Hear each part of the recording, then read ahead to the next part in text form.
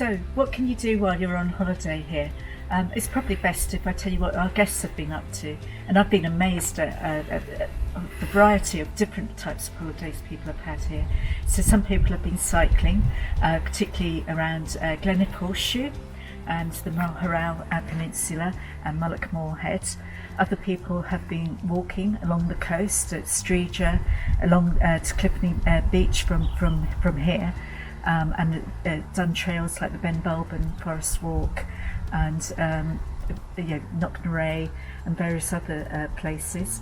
We've had fishermen who really knew their stuff, and they've had great fishing holidays here.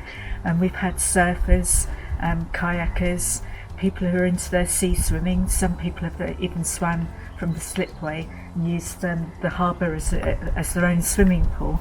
And of course some people have just come here to relax and to sleep and to catch up on their reading. The thing that has struck us and that people have fed back to us is that most of the things they've done have been within 20 minutes of the house. They haven't spent their holidays driving or in traffic jams or in shops, but even when they have wanted to go to shops, they found plenty in Sligo and in the surrounding villages. So lots to do and see here.